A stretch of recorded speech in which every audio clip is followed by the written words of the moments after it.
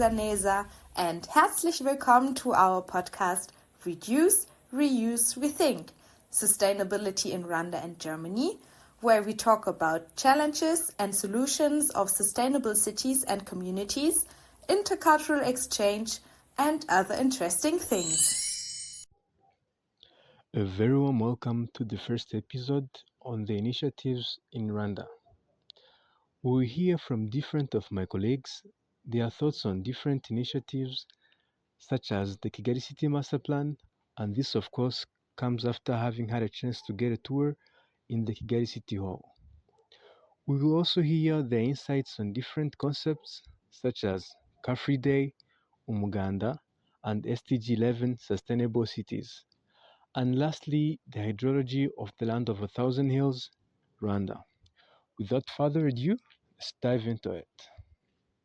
Murakaza neza and herzlich willkommen to our podcast. Today we talk about Kigali City Master Plan, and I'm honored to be with my colleague Felix. Hello, Felix. Hello, Carden.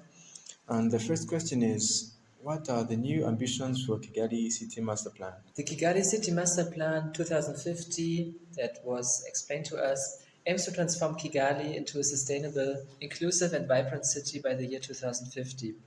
And since Kigali is a growing city, the city planners want a managed and well-planned growth in translating strategies in concrete actions. And its main ambitions include improving infrastructure, for example, or promoting economic growth, enhancing social services, and creating a green and resilient urban environment for all residents. Yeah, okay, that's a good overview. And we go to the second and last question. What would you put a focus on if you could choose one of the pillars of the Kigali City Master Plan as we saw or we will explain? Yeah, one ambition of the Kigali City 2050 Master Plan, and that is particularly important to me, is the goal to create a sustainable and resilient city. This ambition is crucial because it addresses the pressing issue of climate change and its impact on urban areas. And by focusing on sustainability, Kigali can, for example, reduce its carbon footprint, improve air quality, and protect natural resources for future generations. And additionally, building resilience into the city's infrastructure can help mitigate the effects of extreme weather events and other environmental challenges. Overall, creating a sustainable and resilient city will not only benefit current residents, but also ensure a better quality of life for future generations. Okay, thank you, Felix, for joining us today and for sharing your knowledge and thoughts. Hello everyone, I'm with Alestid. Alestid, how are you? Hi, thank you for having me. I have two questions for you. The first one is, please try to tell us on the things that you found interesting in the environmental museums that we visited in this TIMSA project. All right. Thank you so much for that question. So, for me, what I found more interesting is that the museum simply serve, as a monument to, to preservation, and also that's maybe in just a simple word, the mass focus of conservation. So that's what really excited me about the dedication behind all the museum. Yeah, basically focus on conservation. Okay. And the second and last but not least question is, what do you think is the impact of environmental museums in general? All right. Thank you so much for that question also.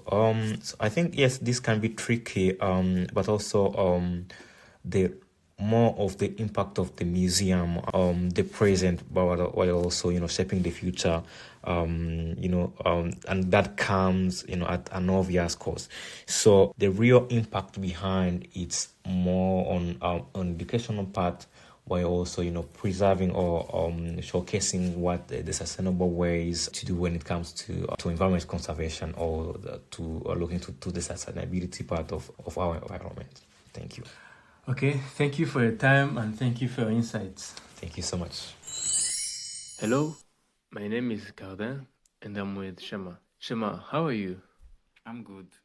Okay, so today we have two questions, and the first one is the concept of Car-Free Day. What is Car-Free Day and its concept briefly? Yeah, thank you so much. Car-Free Day is a monthly event where streets are closed off to vehicles, encouraging people to walk, bike, or use any other form of non-motorized transportation. It's aimed to promote the physical activity, reducing pollution, fostering a sense of community. Yeah, Car-Free Day typically takes place on the first Sunday of every month in major cities like Kigali. And the second question is what is the concept of umuganda, which is done in Rwanda? Yeah, the umuganda is a Rwandan traditional community service where people come together on last Saturday of each month to work on public project for benefit of their society. And it's a form of collective volunteering and a key aspect of the Rwandan culture and social cohesion. Yeah, thank you. Thanks for the good definitions. So please try to give us the positive impacts of those two concepts and how they benefit the Rwandan community. Yeah, all right. Thank you for the key benefits of the two concepts. Here comes like community cohesion. Umuganda foster a sense of unity and the cooperation among communities members as they work together toward common goals. Similarly, Car-Free Day encourages social interaction and community bonding through shared activities like walking and cycling. And also, there is another key of infrastructure development. Umuganda contributes to the development of public infrastructure such as roads, schools, health centers, and the sanitation facilities. This helps to improve overall quality of life in Rwandan communities. And in brief, I can say like these two concepts, their initiative is to contribute to the healthier and more connected and sustainable society in Rwanda. Thank you. Thank you, and thank you for your time, and thank you everyone for listening. Hello everyone, I'm with Julia. Julia, can you tell us how did the journey give you an insight about the solutions on SDG 11? Yeah, sure, thank you. I think this journey provided many insights on how we can contribute towards achieving this goal, because we had many activities that dealt with different aspects of sustainable communities and cities. For example, we learned more about the city planning, how it can serve both like all three ecological, economic and social aspects. We also learned about environmental protection and the effects of climate change in Rwanda. We had the opportunity to exchange with women who are organized in a cooperative, and they told us more about their community work and how they are working together as a cooperative. Also, being there as a community, as a group, we learned how we can ourselves make a contribution by multiplying the insights and the learnings we took from this journey. And I hope that we will reach many students and many young people so that we can jointly work towards the realization of sustainable cities and communities. Hello everyone, I'm with Felix. Felix, what do you think are the main challenges in Rwanda on SDG 11? In my opinion, one of the main challenges is to combine the different aspects of sustainability in Rwanda. Thinking of sustainability is not only having ecological issues in mind, but also economic and social issues. We had the chance to share a meeting with the master planners of Kigali city and the construction department. They showed us a really impressive vision of the city. But I think one of the most important challenges is to be aware of that the city keeps worth living for everyone and inclusive as well. But to sum it up, I would also say that Rwanda keeps so many chances in terms of getting a sustainable country, and it's doing huge steps. I was really impressed by what Rwanda is actually doing, and I think many countries can learn from Rwanda, and Rwanda should be like a best practice or good practice example for becoming a sustainable country and achieve the SDG 11. Even though there's still a huge pathway in terms of getting sustainable and also include all the three aspects of sustainability, I'm really convinced that Rwanda is on the right path and will be like a lighthouse for the whole region and also for the whole world. Let's hear about something which is quite affected by climate change. That's simply the resource water. We will now hear generally something about the hydrology in Rwanda, which impact Rwanda has on the Nile, and how climate change can be sensed in Rwanda. For this, I spoke with Patrick, a participant of the project who has some knowledge about that topic due to his studies. We are pleased that we have an expert about this topic in our group. And if you listen well, you can hear a choir in the background. That's because we recorded the interview close to a chapel where the choir had a rehearsal. But we hope you can still enjoy this interview. So, hello Patrick. Hello. I'm very happy that you can tell us more about water in Rwanda. Could you introduce yourself shortly and maybe also your connection to water? Okay, my name is Tushim Patrick. So I'm part of the exchange. I studied water environmental engineering at the University of Rwanda here. And also I work for an NGO called Young Water Professional. It's an international NGO. So I know something about water. Thank you so much. We're very curious what you can tell us. Could you first give us an overview about the hydrology of Rwanda? Okay, for Rwanda, we have like two parts. We have like Congo Basin and Nile Basin. So the hydrology of Rwanda is like divided into two parts. So the biggest part is Nile Basin, which we are going also to focus on. So for the Congo Basin, we have like one of the biggest river here. We call it Sebeya.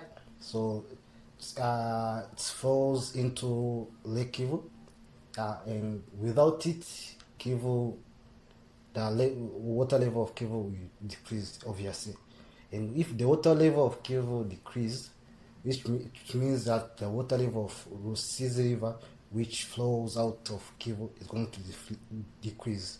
And if the water level of also Rusizi decrease, it's also going to affect Tanganyika because Rusizi is the biggest river that flows into Tanganyika. Okay, for the Nile Basin, we have like a lot of rivers and lake for that side. So for the Congo Basin, many have like Kivu and the Sebeya River. But for the Nile, we have a lot of them. So for the Nile, one of the source of Nile is here in Rwanda. We have like 4 sources of Nile. We have one in Ethiopia, another one in Burundi, another one in Uganda, and also the one in Rwanda, which is the farthest source of Nile here in Rwanda. So it starts from Nyungwe, and from Nyungwe there's formed 2 rivers, which are Birurume and Mwogo, and those 2 rivers are the one which goes and form Nyabarongo, which is the most popular river here. Then Nyabarongo, we go at the border of Rwanda and Tanzania to become Akagera. So the Akagera flow to Lake Victoria, which is the biggest lake here in Africa. And then we continue to Egypt. Yeah, that's all. And also like when it came to lakes, the eastern part of Rwanda, especially in Akagera Park, we have a lot of lakes there, like 7 lakes, if I remember. We also have like Muhazi, Muhazi, and there's also another one called Chohoa, which is like between Rwanda and Burundi. We have a lot of lakes for the eastern part of Rwanda. And for those who have been in Rwanda, they know like the western part of Rwanda is more like green because of a lot of forests and trees, and the eastern part of Rwanda is more like savanna. So it's like a safari. That's all. Thank you. Maybe one question. Kivu Lake is part of Rwanda and Tanganyika is part of Burundi, right? Kivu is part of Rwanda and Congo, And Tanganyika is part of Burundi, Congo, and Tanzania. And Lake Victoria is part of Uganda, right? No, not only Uganda. Uganda, Kenya, and Tanzania. Okay, thank you so much. So it was like an overview of the East African lakes and rivers. Thank you so much. We call it like this region, we call it the Great Lakes region. Thank you. So you said that Rwanda, so the Nyabarongo River is connected to the Nile. How could Rwanda influence the Nile? Rwanda has a big influence on Nile because, like as I said, one of the source of Nile is here in Rwanda. Whatever we do, it's going to affect the Nile. But also, we need to remember also one thing about the Nile.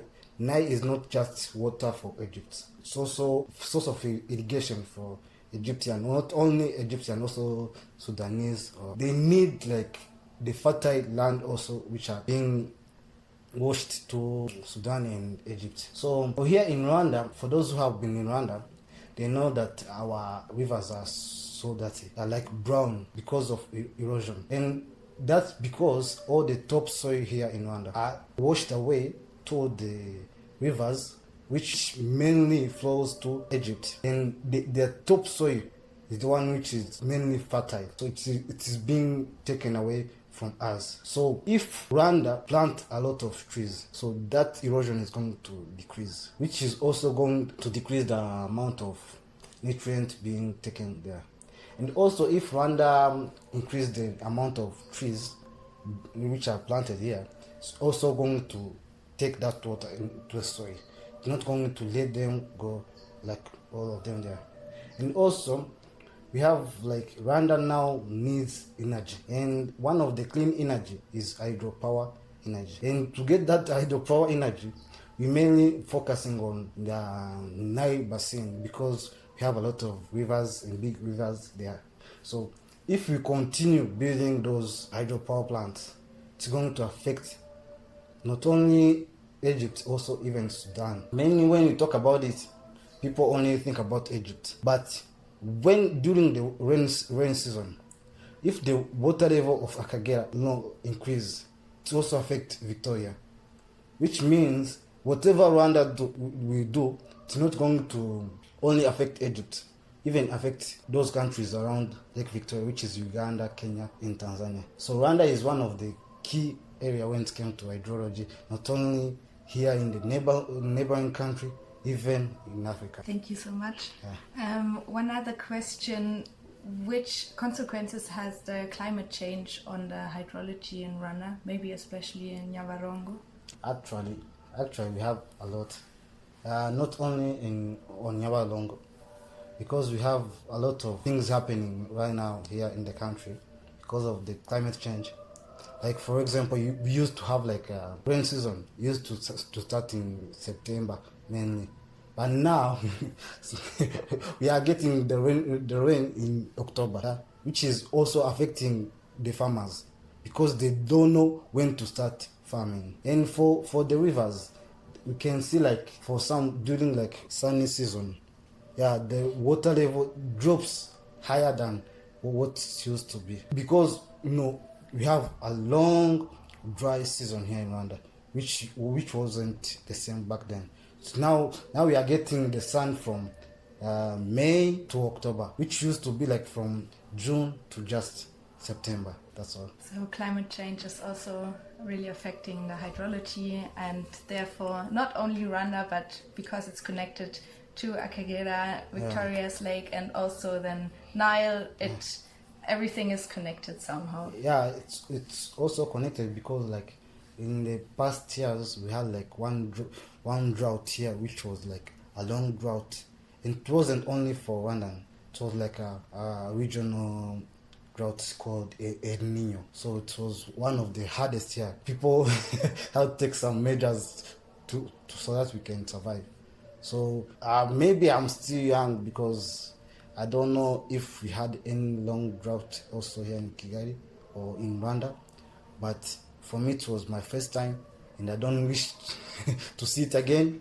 But when it came to climate change, here in Rwanda or anywhere in the world. It's happening, and it's not going to stop if we don't do anything. Yeah, we hope that we can contribute somehow with our project to reduce climate change in a smaller part. And now we know a lot more about the hydrology in Rwanda. So thank you very much, Patrick, for joining us today and for sharing your knowledge and thoughts. And also thank you all for listening and for your time. If you liked it, please remember to share. Bye bye, Muraveo, and bis bald. Thank you so much, all of you, for sharing your valuable insights on our podcast today. And a heartfelt thank you to all our listeners for joining us and investing your time with us. If you found today's episode insightful, don't hesitate to share it with your friends and spread the knowledge. And now stay tuned for our next episode, where we'll delve into sustainable initiatives happening in Frankfurt and Mainz. Join us as we are exploring innovative projects and discuss how these cities are paving the way towards a greener future. Until then, take care, auf Wiedersehen, Murabeho, and we are looking forward to having you with us again soon.